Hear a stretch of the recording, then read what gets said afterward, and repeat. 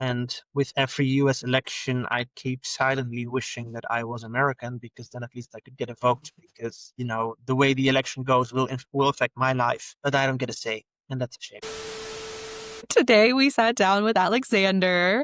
He is from the Netherlands. He is going to put out a book. Either it's already been out or it's about to come out. I don't know when this is actually airing, but if it's January, it's probably out. And it's coming out with Space Wizard Science Fantasy, which, if you want to learn more about that, you can go back and watch William C. Tracy's interview about his production company.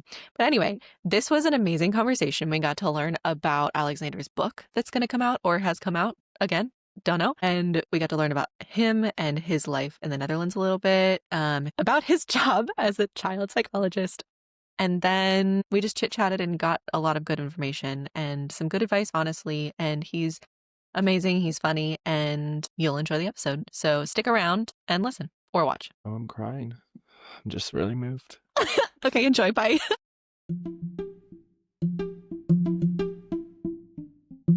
Thank you for sitting down with us today on the Queer Vision. I know you're in the Netherlands. That is correct, yes. So what time is it right now? It's 6:02 p.m. Okay, so like dinner time. Okay. Not too bad. I just finished my dinner so that I could be here on time. Yeah. I love it. So in your message, you said that you were sent to us by somebody we've already interviewed, William C. Tracy, Bill Tracy. Can you tell us a little bit about you and how you got started with him? That's a very long story, but anyways, I'm on the podcast because of my novel Corruption, and Yes. it got it's going to get published January 13th with Bill, with the Space Wizard Science Fantasy publishing house. How we met, like I said, it's a very long story. It goes all the way back to 2015. You may be aware of the Writing Excuses podcast. Well, they're 15 minutes long because you're in a hurry and we're not that smart as I think, that tagline still. And it's a writing podcast hosted in the past by Brendan Tiberson or others.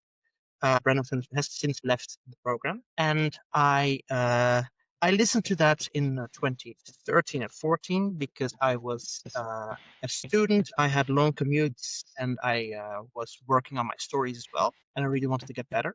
And I found out through their website that they were hosting writing retreats. And I had already gone to one in 2014 and I attended another in 2015. And that's where I essentially met Bill and his wife, Heather, as well. At the time, I think both of us still thought we were straight. It's funny how sexuality and life works. I'm reasonably certain Bill didn't have a publishing house back then. I joined another one in 2017, another one of those retreats when it was in Europe, because I was, heck to the yeah, I'm going. Because for once, they're the ones with the jet lag and not me. And then, and so I joined, met Bill there again, and in 2019 we both went to Worldcon. And so what happened afterwards, when I'm talking 2019, at that time I think we were both out as bisexual. I had a boyfriend who is now my husband, and my husband and I got married in 2023. No, actually I'm skipping ahead on some things. About 2019, Bill's wife Heather contacted me because she wanted to make a trip around New Zealand. Worldcon in 2020 was supposed to be in New Zealand. So, of course, I said, yes, I am going. There is absolutely no way this can go wrong and nothing cataclysmic is going to happen in 2020. Yay! I think I don't need to tell you why 2020 felt. Anyway, so we kept that in the pocket. Worldcon fell through. We couldn't go to New Zealand, and then a couple of years later, in 2023, my boyfriend became my husband. We got married, and Heather approached us again. So about that New Zealand trip, you guys still want to go? Yes, it's Lord of the Rings country. Yes, we still want to go desperately. And so she booked us. She's a travel agent. I recommend to anyone, please do at least one holiday in your life with a travel agent. It's great. They know about all the discounts. And so I joined the trip to New Zealand, and over there, Bill told me that, well, I think I already vaguely knew, but Bill talked about his publishing house. And that was a conversation. I don't know if many people here that you interview can say that they got sold in a hot tub on a cruise ship. But I did. At the time, I had two novels that I was still working on, two fantasy novels. And one of them was Sirande, and that was my big finished project that was and still is about a fantasy world taking place in a tightly locked planet. So the sun always shines on the same side, which I thought would be very interesting. That was my big finished project. And as we're in that hot tub, I pitch it to Bill, and he's like, cool. And I'm just noticing it's not really clicking. You know what? Fine. It was a pipe dream anyway. I'm writing in Dutch. I'm just gonna see if I can sell it to the net to a Dutch publisher sometime. And either my husband or Bill asked, "Do you have any other projects lining up?" And my brain went, "I always have a couple novels going. That one, no, that doesn't work. That one, no, that's too Dutch. No, that doesn't work." And then my brain went, "Isn't there that one little young adult story you're still working on called Corruption? You know what? I'll pitch it." And he's interested. And that is basically how I got into Space Wizard as a publishing company. Wow. That was the same cruise. I saw your interview with Bill Tracy. This was the same cruise we also met Miss Coco Peru on. Oh, wow. It was quite the honeymoon. It was lovely. I love that so much. So you said that you have multiple things that you're working on at a time. How long have you been writing? Since I was 16, so that's 17 years now. My novel is almost old enough. Sorry, no, not my novel. My writing career is almost old enough to get a driver's license at this point. Yeah. Wait, what's the age to get a license in the Netherlands? Actually, it used to be 18 when I was a kid. It is now just a little over 16, provided you have Okay. an adult next to you at all times. Okay. Yeah, here it's 16. So I was like, wait a minute. One of those fun cultural clashes that you sometimes run into when you interview someone on another continent. It gives us the chance to learn so many things. True. We'll file this under useless knowledge, but it's there. And right. Yeah. That's amazing. So you said whenever you sent the message in, you also said that you work as a child psychologist, psychiatrist? I don't. Correct. Yes. Okay. What is that like? It requires a lot of practice. Just to quickly, I'm not going to talk about any individual clients, mostly because even anonymized, because I don't want any of them looking at this and being like, he's exploring my life for content. Right. I'm not going to give you any specific examples, but what is that like? There are days where I wonder if maybe I should have worked in a supermarket or something, because those are the hard days and it can be very difficult. There are also days when I have the best job in the world. Thankfully, that's most of them. Otherwise, I would be finding a different career. But it's a job I really like doing. It can also be very tough because, I mean, it's kids and kids trust you and you have to use that trust well. And particularly if they're neurodivergent kids, occasionally things can happen that you don't see coming. And that can be a challenge. But most people, when I tell them I'm a psychologist, and that thought may have crossed your mind as well, is I would not be able to do it. I could not be responsible for someone else's life, right? Right. And my response to that nowadays is very simple, because I am like, I know that must suck really bad. Thankfully, I'm not, so I have no idea what that's like. In general, like when I'm talking about child psychology, people usually think most of my clients are suicidal. It's not that bad. Right. And even if they are suicidal in general, I will do everything in my power to stop clients from jumping or from ending their own life. But in the end, it's their choice. Right. And that's the way I keep myself sane, basically. Yeah. And I think that's a really like powerful distinction to make too, just to like anybody that's in like, the mental health field or really any form of helping career, really you have to keep that balance for yourself of like, okay, there's only so much that I can do and only so much that I can carry and help with. And as long as you're giving, all the resources and doing the things that do help, then yeah, that's really all you can do. Agreed. Yeah. What is that? The lead a horse to water, but you can't make it drink? I have used that exact metaphor in therapy. Yeah. Yeah. Yeah. My dad said that to me a million times. There's a Chinese saying. How I know that saying is another story, but translated, it's teachers open the door, but it's up to the student to enter the room. I like that one. So, this new novel that you're working on, I know you wrote quite a bit about it, and you wanted to touch on it some. Would you like to let the viewers know and let us know a little bit just about what it's about? Sure. It's a queer young adult novel that's a secondary world fantasy, so not taking place in our world. It takes place on a world where everybody is born with 5 crystals embedded in their body. And with most people, one of those crystals lights up. And the moment that crystal is lit up, that determines their role in society. However, I said most people have one crystal lit up. My protagonist, Revan, has 2. And if you have more than 1 crystal lit up, then you are considered an other crystal, or an else, as the slur goes. Evan goes to magic school where he learns how to make magic portals. But thankfully, at the end of the day, he can still go home, and at home everybody knows who he is, but at school he has to keep hidden who he is at all costs, because otherwise he would be hated and loathed. Even his best friend and the girl he has a crush on, none of them know. But then one day, Revan finds himself at school, and he wants to go, and he can no longer go home through the magic portal. He's stuck there because the magic has all of a sudden stopped working. Revan has to navigate being at a school where he doesn't know, where nobody knows a secret, where he would be hated and loathed. And when he is doing that, he suddenly finds out a clue on who caused the magic to stop. And later on, when he has found the clue, suddenly other crystal people start dying left and right. So it's like a mystery fantasy. It is a mystery fantasy. Yes, you could say that. Who caused the magic to disappear, and how can we make the magic come back? You said that comes out in January? Yeah, January 13th. Yep, I'll remember that because we also have a book club, so I'll try and get that on the list. I'm not in charge of the list, but I keep adding things to it. So you kind of are. Yeah. I'm like making the list longer, and then Ellen just like picks which ones go on the voting list. But this sounds really, really cool. I'm excited to read it one day.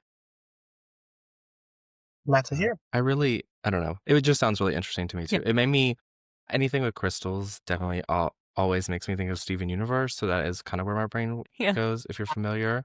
I have never seen that show. Really? Sorry. It's so good. I know. Tried one episode. It was not for me. Okay, the first season is a lot of filler, and it's very like childlike. I feel like as it goes on, it gets more like there's more of an adult audience that it could draw in. But the first season is like, yeah, not great. It didn't work for me. Maybe I'll try again in future. I'm not sure where the idea for crystals in general came from, but that is true. No, yeah, I really like it though, and the thought concept. Yeah, I feel like I've read something not similar, but like the with the crystals, or with like a like being able to like, I feel like it was a D&D book, because it was like something about like being able to like eat a specific type of crystal and then get the powers from it for a little bit. I feel like that's a thing that I'm remembering in my brain that I have read. So could very well be. I do play D&D, but I have never heard of that. Well, I didn't give you the name of the book because I don't remember it, but maybe one day I will. Maybe. No, that's a really cool concept, though. It kind of like, I mean, I love like Brandon Sanderson's fantasy type world. So anything that comes after that or out of that, I'm like, that style gets me. I also really like the Brandon Sanderson's books. The Stormlight Archive is my favorite series of fantasy of all time. I reread the books every now and then. I wish I could reread them every year, but so many pages. So you won't finish it in 1 year. You won't. I'm a fast reader, but not that quickly. No, not that quick. I reread them every time a new one comes out. And now, well, we're waiting for book 6, so I might have to reread like in 2 or 3 years again, because book 6 is only going to be a while after all. Yeah, but I He's really a fast writer. But he's a fast writer, so maybe. Very quick writer, yes. And I really like how he goes for weirdness in his novels as well, and how it's so easily accessible, because he has a very accessible writing style. And that is something I do as well, although Brandon still keeps it very straight. And So what is it like? So like in America, we're dealing with a lot of things. I don't know if you have kept up with any of our news, but we're dealing with a lot of stuff. And so like, I think being queer feels a little bit under attack here. What is it like for you and where you are? Well, being queer can I can interpret it in many different ways. But yeah, Right. I do keep track. Thanks to the Writing Excuses retreats, I have a lot of American friends. So of Mm, all my Dutch friends, I'm usually the most up to date on American news because I have mm, everyone on Facebook. So I Right. check it regularly. And I have also seen videos of trans people sharing advice on how to best leave the United States, because right now it's a very bad place for us, and my mm, heart breaks for over here in the Netherlands, it is not as bad. We do have some far-right politicians. They are not after our gay marriage so far. They probably mm, will be in the future because I know how these things work, mhm, but they are not so far. It helps that we have had gay marriage for 24 years now. We were the first country to actually ever implement it, and I say that with a lot of national pride. Wow. But so if you are gay or bisexual as I am, then you are generally safe. Of mm, course, you get some remarks if you walk hand in hand with another man, if you're a man. There's always the microaggressions that you get from the general public, but legally you're safe, and the government so far does not want you gone. If you are trans, again, it's not as bad as in the States, but if you are trans, it's come more and more under fire here as well. In my opinion, my politicians usually go for the weak link in a group, and mm, in the queer group, that means the trans people, unfortunately. I am not trans myself, neither is my husband, but I do see a lot of transgender clients in mhm, my caseload. It's one of my specialties. Basically, there I somewhat find the same. There are very long waiting lists if you want to get treatment, if you want to get hormones. And the politics, well, we have a lot of far-right parties over here in the Netherlands, and they are very interested in how to get rid of trans people, and they are not interested at all in the science backing it. If mhm, you are non-binary, it can be a struggle as well. mm, Maybe not as much as in the States, but I think being non-binary is maybe I think being non-binary is challenging in most places, and it's the same over here in the Netherlands. My mhm, best friend is agender and wears kilt sometimes. I was with them at one time when they were wearing a kilt, and they got a few remarks that made me very, very sad. So there's still a lot of public acceptance that we're fighting over, and yeah, that's basically the answer. It's not as bad as in the States, but it's not paradise for trans for non-binary people either. Mm. And neither is it for gay people, but so mhm. far the government still has our backs. I don't know if I'm happy about that or upset about that. It's like the sad reality that I feel like, I don't know, any major nation is spitting a rhetoric. There are going to be other places that are equally influenced in the world. I think that's just the reality of how it goes. That's yeah, true. And with every US election, I keep silently wishing that I was American because then at least I could get a vote because, the way the election goes will affect my life, but I don't get a say, and that's a shame, Yeah. That's real. And a lot of people who do have this age just don't do it, Hmm. unfortunately. Yeah. unfortunately. So, how do you deal with the stress that your clients go through with being able to access gender affirming care? I have to say that in the Netherlands, at least, it is much harder to get gender affirming care if you are under 18. So right now, I have one client going for gender affirming care, and they are 18 plus. So generally, I don't know how to deal. I am yet to find out. I'm saying I don't know Hmm. how to deal with my client's stress. I do have an idea. Don't worry about that. But it's not something I've run into yet. Okay. So that's not the case. But I can sort of change this question into the question, how do you deal with minority stress under your clients if they Yeah. are gender queer, if they are trans, if they have if they have a different sexuality? And in general, my answer boils down to some specific version of it is their problem and it is not yours. And people are Hmm. always going to make assumptions about you. And whatever assumptions they make about you says more about them than it says about you. Like, Mm. for example, and this is something I frequently tell, I am married to another man. So most people assume that I'm gay. I've actually even had conversations where I came out to people as bisexual. And then later on, they find out I have an ex girlfriend, not a boyfriend. And they're like, huh? Yeah, I'm bisexual. Oh, Yeah, right. Stuff like that. And I guess I can wear a bi pride flag every day to work. That sounds exhausting. Yeah. So I just let it go. If they think Mhm. I'm gay, they can think I'm gay. That is their problem. Wow. That's insightful because it's really hard to do. That's something that I think both of us are struggling with a little bit sometimes, is being able to like step back and be like, it's okay.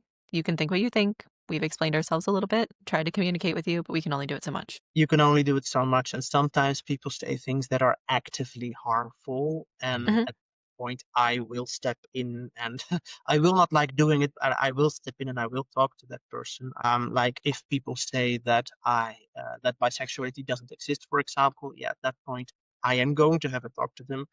Right. And usually it boils down to, you can have that opinion, but you're wrong, but you can have that opinion, but just don't have it out Mhm. loud in front of me. Thank you very much. Yeah, exactly. And that's called a boundary. And that's called a boundary. And I think showing your boundaries can be a very effective way to help you as a person and also help you in your work. Yeah. Speaking of your work again, how do you get inspired to do the writing that you do? Like, is there specific things? Is it a dream? Like, how do you figure out these fantasy realms that you want to design?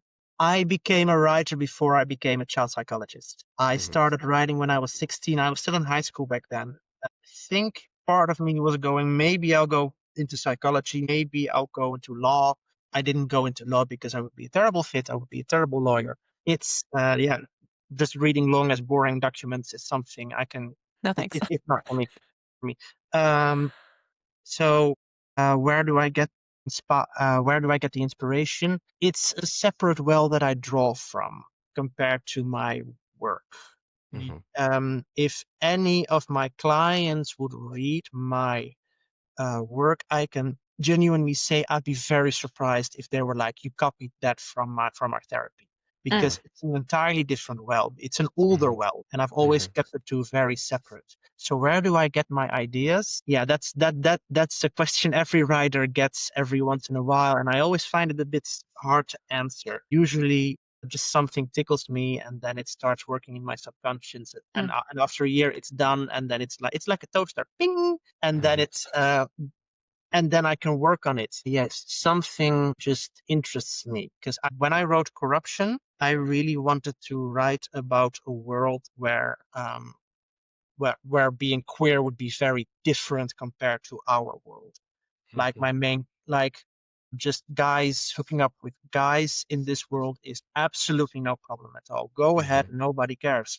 But the moment a different crystal shines, or the moment you do not fulfill the role in society that your crystal has assigned to, now you have a problem. Mhm. And I don't know exactly where the crystal thing came from, but that was my idea. Something else that really intrigued me was the idea of a society being really built on something, Mhm. and that's something then being taken away, and all those logistical issues that come up with it, like in the book Corruption, it's all built on the fact that everyone can go to different places through magic portals. Something I didn't Mhm. mention in the pitch, because this is a very complicated world, is that this world takes place on a planet bathed in lava with just a few Mhm. islands here and there on which people live in skyscrapers. So you have to use magic portals to go from one place to another. And I Mhm. designed that on purpose, because if it was just water, the magic portal isn't going to work. Well, we'll have a swim. Mhm. It's fine. Let's go. That Yeah. doesn't work when you go in lava, unless you're planning to get very burned. So those were two elements that were really interesting to me. By having everybody rely so much on magic and then taking the magic away, yoink, and see what happens. And also trying to talk about queerness in this fashion. After a while, the two ideas just started to melt together because I realized they fit so well. And that's usually how stories with me start. I'll have Mhm. one idea, I have another idea. They are both very nice and very lovely and very separate, until this one moment where I'm like, huh, this Mhm. works. This works really well. that is how it happens though a lot. I feel like that's true. I like that you're making it so natural, because I feel like that's like the struggle that we have right now in our society, is it's like still considered other even though it's becoming more natural. It's like, well, the natural is straight and then you come out. And so I really like the idea of it just being that easy. Of it's just like, yes, we don't care, but also we like magic, so It is partially wish fulfillment because right. I came out to myself as bisexual when I was 25, and through that, and because I was so late, I missed a couple of really nice chances and people that I only found out later. Either they probably had a crush on me or I had a big crush on them. And so writing about a world where queerness is okay and welcome and not a problem at all was also just a way for me to, well, to therapize myself Uh-huh. essentially, to deal with the fact that I never got to be a queer teenager, but these people can. I like that. I like that. How did you find out that you were bisexual if you're comfortable sharing? I'm comfortable sharing. It involves a few people that don't know they're involved. So I'm just quickly making a mental scan on what can I tell and what can't I tell, Fair. because I don't want them finding out this way. Valid. That would suck. Maybe a conversation. I'll stick to I had a crush in high school on someone I knew. And it was a very snap of the moment thing. I didn't have a crush on them. Something happened, and then that made me go, "Huh, this guy is actually really attractive." And that was not a desired thought you want to have when you identify as heterosexual and you are in high school. In high school, in during the zeros, when it wasn't as common to be queer as it is now. And so what I did was I hid those feelings away very, very much. And every time I saw the guy in question, I suppressed the feelings or I pretended they weren't there. I rationalized them away as much as I could, and I moved on with my life. I left high school, never saw the guy again, and then had a couple dates with girls, and yet something never worked out, me and those girls.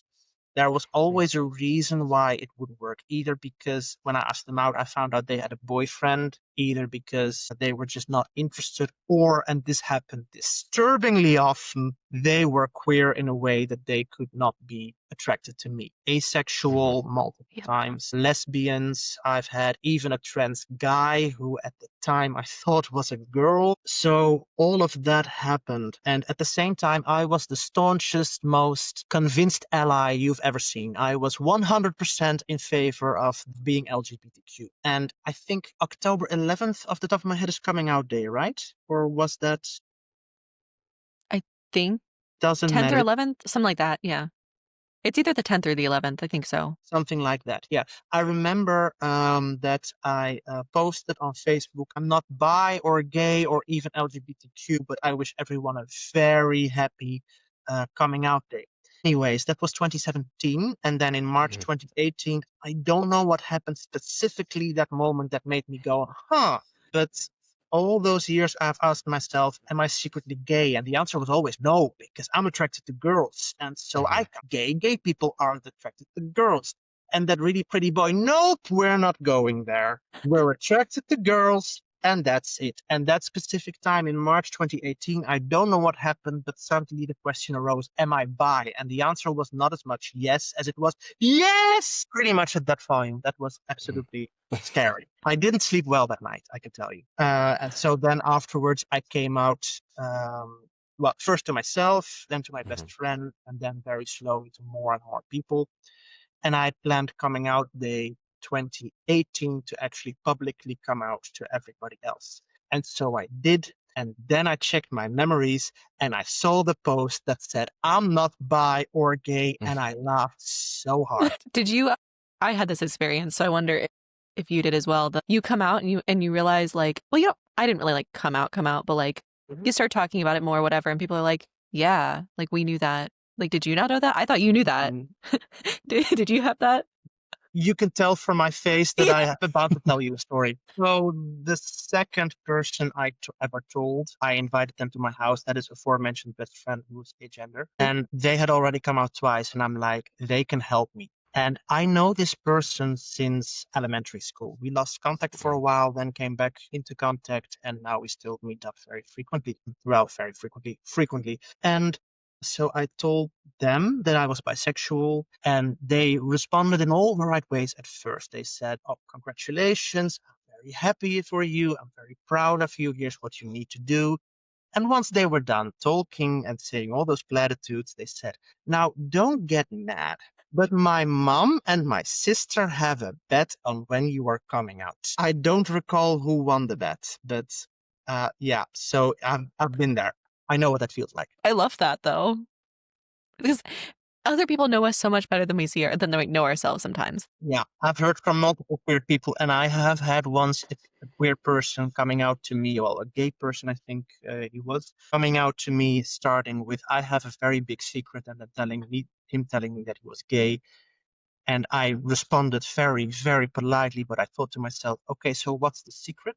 I'm still waiting for the secret. Where is it? Because yeah, that I had already figured out. What's the secret? But yeah, The so secret was only in his own brain. It's okay. yeah, no, everybody else had already figured it out. Yeah. I love that. I also love that, like, whenever you were talking about the fact that you went on so many, or you had crushes on so many people that like that were of the sexuality not to like want you back, right? Yeah, I feel like that's like a natural experience. I also feel like we just like kind of conglomerate together without knowing it.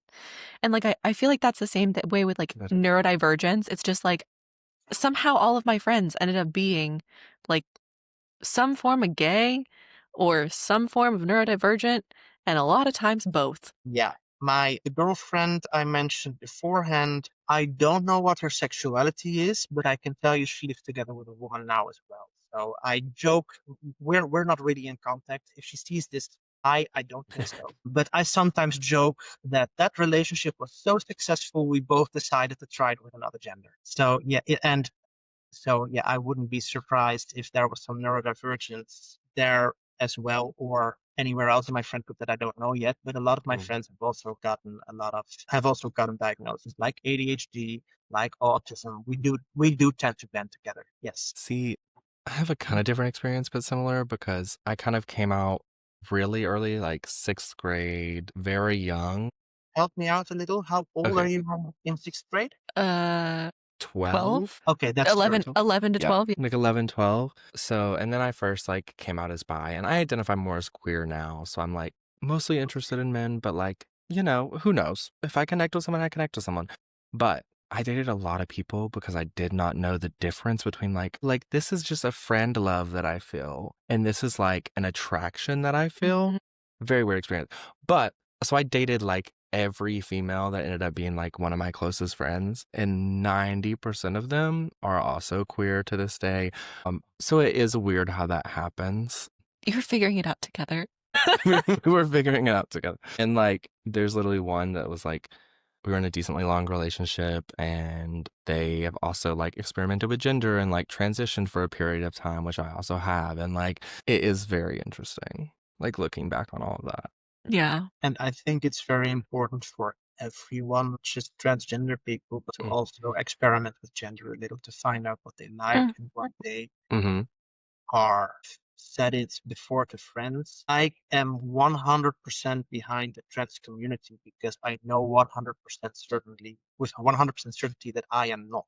I have nothing to hide, nothing to be scared about, because I looked at my gender in its whole, found out there was nothing there, and so I have nothing to fear when I say I am fully behind the trans experience because I have nothing to give away. Unlike when I was a very staunch queer ally, yeah, I was actually hiding something. So I think it's important for everyone to go on a gender discovery for themselves like that, and no matter which way they do it, if in a way that they're comfortable. And I think that's like, I don't know, really powerful to shed light on too, because I do think a lot of the anti-trans rhetoric does come from people who are so confined by what gender stereotypes have been placed on them by society, they're the same people that often, would never be caught doing something that's not assigned for them, essentially. And I think there's honestly, at least in the States, like even in our own queer communities, it can be an issue sometimes of allowing people to play within gender and discover gender. And I've even seen that through like my own periods of transitions. Like, there's been a period in my life where I was really hyper feminine and I was on hormones, and I changed my name and still go by the same name that I've changed it to. But now I really identify more with gender fluid, gender queer, somewhere in the middle there. And I even read a post this morning that was from another trans person who was like, if you're trans and you haven't medically transitioned, then you should be labeled otherwise. You shouldn't be labeled as trans. And whilst I can see some of the basis of where it's coming from, right? Like I see if we're looking at oppression, who's more oppressed? Yes, someone who is walking out of their house every single day, living their life as a gender that they weren't assigned as at birth, is going to probably deal with more discrimination based on how they look. They can anyway, right? Because they're going out, they're putting themselves in those experiences versus someone like me who a lot of times I can go out and I can just look the gender that I was assigned at birth. Maybe people don't bat an eye. I mean, they're still going to think I'm gay or queer, but for the most part, I'm okay. That's not to say that I don't still have those same experiences where I go out and I dress feminine and I have a wig on and I have makeup on and I'm very visibly queer. Yeah, And so I think there's just a lot of nuance in that. agreed. But anyway, that whole tangent to say that I think it's really important to allow everyone the space to experience gender in the way that they feel comfortable. And also, I just think creating that divide is not helpful to anyone. Yeah. I agree. And I do find that in queer spaces, usually there's a lot more understanding of Hmm. transness and of queerness in general. But Hmm. there are also those people out there. They are in every community, so they are also in our Exactly. own who just have very little empathy for Mhm. people who are not enough like them. Mhm. And I sometimes just want to hit them in the face with a brick and say, you have Marsha P. Johnson to thank for this. So come on. That's the clip right there. The choice of word on brick was very, very deliberate. Yes, I love that. And I also like going back to what you said about fear though, because I mean it is fear. It's not even just fear about their own. I feel like okay, well, I'm afraid of who I could be or whatever, but it's like I feel like it also comes back to the fear of losing power. Like if the masses realize that gender is all over the place. It's not just a binary. It's not just two individual things and you have this box and this box, then they can't put us each into our boxes of control, in which case they lose the control. And I feel like that's a large portion of what we're seeing here, at least in the States. I'm not going to say on an individual level, but from a governmental. That is Yeah, very, very likely. I think I mean, when you think about everything, capitalism as well, and just society, so much even marketing, when it comes down to marketing, is Mm, so gender based. it is. Like even The there's a pink coffee shop I razors. used to work at. They had drinks that were literally no, this is a male drink. This is what men want. This is what women want. This is what they're doing in their marketing. I got back what I wanted to say because I think a part of that is also fear. Like, even if you are cisgender, there are probably Hmm. some things about your body that you would have done differently if you were Hmm. labeled specifically and tightly in that one box. And if you Hmm. keep staying in that one box, then you're going to have to deal with all those missed opportunities you had when you were younger. All those times you did something to your body that you wanted to but couldn't. Either you grieve that or you say, no, I'm not allowed to do that. I wasn't allowed to do that, so you're not allowed to do it either. And Hmm. I speak about that from a slightly personal perspective. I am a man with long hair, and I've only decided to grow out my hair when I came out as bisexual. If you were somehow, please don't go looking for them, but if you were somehow able to find photos of me as a kid, you actually find I had really, really short hair, and I Mhm. always wanted it longer, but I was scared and I couldn't quite express why. I now Hmm. know that it's connected to me being queer, and so to me, these locks are also just a statement of I'm queer, even though many people will not see it that way. That's fine. It Hmm. works like that to me. So, what if I'd gotten 50 and never grown out my hair like that? Would I've gotten like that as well? It could be because, men are not supposed to have long hair. And so that might also be a source of where that fear is coming from. Yeah. And I think that's something we've even touched on a lot in the podcast as well. Just like, I don't know, taking a step back and also understanding. I think it is important to understand where people are coming from, even if they are on that opposite side of you, and like seeing, like, okay, let's really look at where this, is coming from. And a lot of times it is internal or their own limiting beliefs that they were And never allowed to sometimes express. I don't want to come across as too kind or too forgiving. Sometimes it Yeah. is just plain hatred. Yeah, I've Yeah. that run is into true. tough people 100%. as well, and there's no rhyme or reasoning with them. It's just plain Yeah. hatred. Sometimes it's something else. Even, to me as a psychologist, it is very, very interesting to analyze the thoughts and look at, hey, where did this come from? Mhm. But if don't feel pressure to do that every single time, because that's just a lot Mhm. of emotional labor, and you really just Exactly. want to live the life that you want to live. hmm Yeah. Yeah. I've actually talked about that a lot with my therapist because my mom always does that. And so, like, I was raised to think from the other perspective all the time. And, like, don't get me wrong, it made me very empathetic, right? And it makes me care a lot about other people and get a little bit less angry when somebody cuts me off in traffic, right? But then, like, it got to the point where it was like, I was upset about something and she's like, just think about it from their perspective. And I'm like, but I'm also allowed to be upset, right? Like, that's the thing I'm allowed to do. And my therapist and I talk about it. And essentially, it came to think about the other side if your goal is to get somewhere in the middle, or if your goal is to figure out how to have a conversation. You don't need to think about the other side if it's going to do you harm. And also, if I may add to that, you're just going to get a bonus session of therapy today. Yeah. Something that I use in therapy and metaphor is that emotions are essentially like a beach ball. You know, those big inflatable balls? Imagine going into the sea with them on the beach and try to push them down. What happens? They They push come back. Mhm. back. They come back up. And that is how emotions work as well. You can press them down all you like. It's not going to help to come back up. Mhm. It's always going to come back up somehow, some way, and sometimes even worse than that. So sometimes the best thing that you can do is just let the emotion wash over you and just experience it. You don't have to rationalize it, and you're allowed to be upset at any time. You Mhm. have no control over your own emotions, or at least I think so. So you can feel them. You have a control on how you deal with your emotions. Mhm. If I get upset and I start punching people in the face, then that's a problem. But if Yeah. I'm just upset, that's okay. Yeah. This was also a conversation I had with my therapist prior to this call today. We So both had therapy this morning. beautiful. Yeah.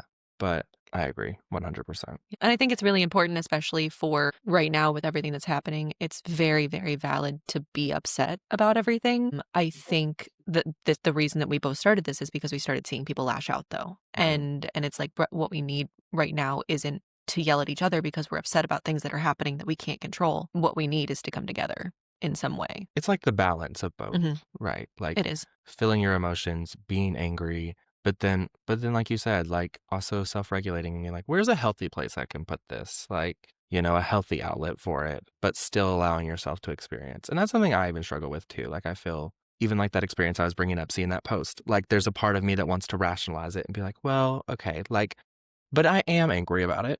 And it does piss me off as someone who is in the middle of the gender spectrum Yeah, because, yeah, and that's valid. that is valid, and that may be your first response, and you usually don't really control that first response Hmm. anyway. And like I have a difficult job, like I told you before, and in therapy frequently, I also feel something. And at that time, like, I'm not going to cry in front of my client. Thank you very much. So I am going to park that emotion for later. That's allowed. As long as once the client is gone, I am allowing myself to feel that emotion because at that moment Mhm. I'm in a healthy place and I Hmm. can let it go through. Yeah, Yeah. exactly. I like that. I like Yeah. that a lot. And then it's just important figuring out how you're going to do it, like art or music or sitting in your bathtub crying with the water running on you. Or a rage room. Yeah, a rage room. We have Rage, different ways of Do dealing with y'all art. have rage rooms I don't in think so. your country?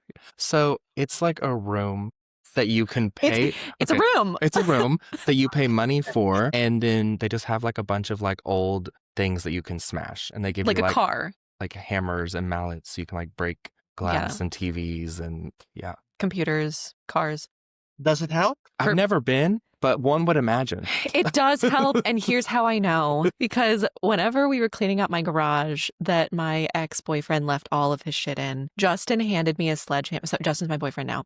He handed me a sledgehammer and he let me bust open the big toolbox that had my ex's name on it. And oh my God, is that therapeutic? Just break things. It does hurt your shoulders afterwards. It's worth it. I think it's very nice to get back at someone in that way. But also be careful that just because you're angry, you can start beating things up. The reason why I asked, does it help, is because I'm actually not sure if it would help, because hitting That must be things fun. does also tend to increase your anger. That is actually something that science has. Really? You know, that actually makes sense. It makes That sense does that make it would sense. be in our I feel country. like And they'd be like, yes, this is healthy. no, I feel like it depends. Like if you're going every single time, no, probably not. Yeah. But I do think it's similar in at least the aspect that I saw it. It's just similar as like going on a run. It's getting your heart rate up and it's completing a task with a friend. Usually you don't go to a rage room alone. Usually you go with somebody. So it's a little bit fun, kind of like paintballing, but instead you're destroying things that doesn't matter if they're destroyed. Hey, you want to come with me destroy some TVs? Yeah, I can imagine. Yeah. Totally normal. Now I'm just going to Um, justify how weird America is. It's fine. you don't need to justify it. I know you guys are a bit odd. Hey, so are we. So are we. Well, as we are getting closer to that hour mark, was there anything else that you wanted to touch on or bring up that we haven't discussed yet? Well, going back to the novel, like I said, there are a lot of weird elements that might be interesting to talk about. I think one of the elements that we didn't really discuss yet is that this is a novel that also deals slightly differently compared to our society when it comes to sexuality, and specifically regarding sexuality teenagers. This is a world where when you turn 16, you are expected to find yourself friends with benefits. You'll be sleeping in one room with them, and so that's essentially a healthy way to channel your sexuality. That's the idea. It's something I developed after knowing how America does sex education in teenagers, particularly in the southern states. I've been told that a lot of sex education is abstinence only. Mm-hmm. And Yep. you would perhaps expect that to work, but the data very much shows that it doesn't. Like, we do not do abstinence only. Sometimes we do, depending on the region, because we're not a monolith. And we have far less teen pregnancy rates, and STDs also spread far less often, because instead it's something that we channel more than we disapprove of. So I heard about that system, and I was like, okay, that system doesn't work. I want to find a different system. Actually, let's swing the pendulum entirely the other way. And let's just see what happens. I never meant to create a perfect system there. Same with the crystals. That wasn't meant to be perfect either. But I just wanted to really play a lot around with the variables a little bit and see what came out of it. I like that. That's interesting too, because I mean, yes, definitely, we've learned in this country that, well, okay, some of us have learned in this country that abstinence only doesn't work, and that you actually need to educate people on their bodies because you can't control hormones. It doesn't work. But that is an interesting thought, because I feel like that's a lot of how we figure things out about ourselves. Not only who we like, but what we like is doing things and practicing and being with other people. And That's I a good think thought. that our society in general, and that is something I definitely believe, puts a very large emphasis on virginity and whether you've actually had sex before in your life. Don't get me wrong, I'm not saying everybody should have sex all the time, but at the Right. same time, this whole idea of you haven't had sex, therefore you are pure, it's not true, at least to Right. me. And that sex is a vile, disgusting thing. Sex can be very innocent too. And it's just something that people do. And when you read my book, don't worry, you're not going to find any erotica or porn. I basically treat the sex in the story like a good meal. Everybody in the book eats, everybody in the book has sex. Sorry, also the asexual people. That's not something I got to touch on my book, but I hope to further take down the system in a possible sequel. Everybody eats in this book, so everybody has sex as well. And it's just a thing that happens. It's not a good thing, it's not a bad thing, it's just a thing. Yeah. And I think that also destigmatizes things too. I mean, like, obviously, we aren't living in the world of your book, but I feel like the cultures that I've been to where they are more free with their bodies, like, it's just so natural to exist. Like, if you don't wear a bra, they don't look at you like you're a slut, you That's a whole know? nother discussion of like nudity in other countries Yeah. versus America. I'm not sure how it is viewed where you're at. Not very differently compared to you, Okay. unfortunately. For that you got to go way more exotic than just another Western based culture. So, but yeah, I have heard on that different cultures can deal with that very, very differently for sure. Yeah.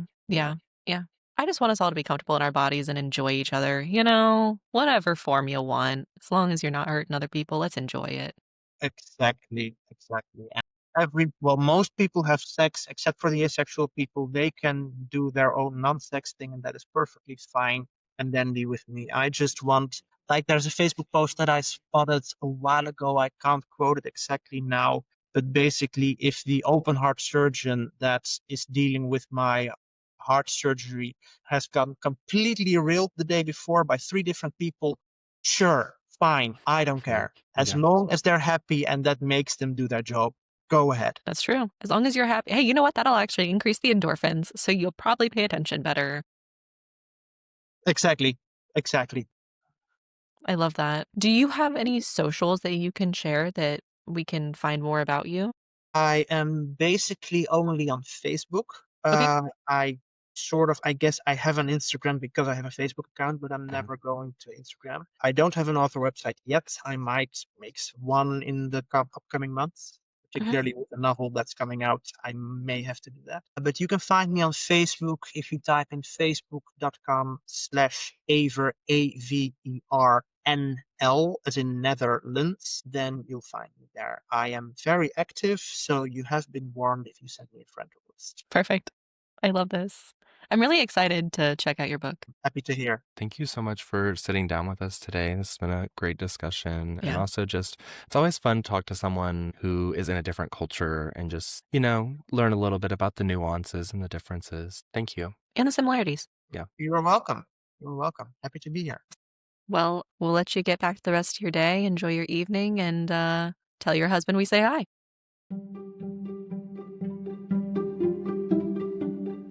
Thank you so much for watching this episode of the Queer Vision podcast. Once again, I am your co-host, Koee, and this is... Hi, I'm Becca.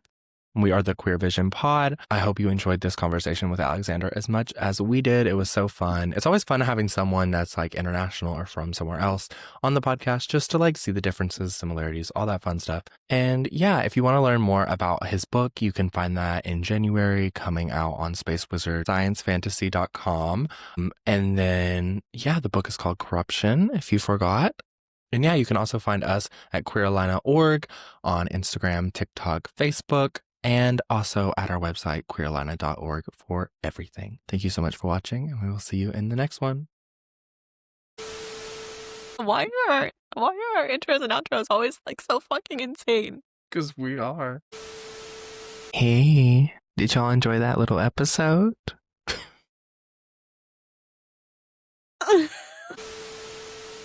I forget someone else is going to be editing these one day. Oh. Why do you look like you're holding in a shit? Swish, swish. What's that song, that like kid song's like, I was taking a bath. Is that a thing? Am I just making things up? Splish, splash, I was taking a bath. That's something. That's something. Why did it come to me? Maybe because I'm stinky. God God damn it.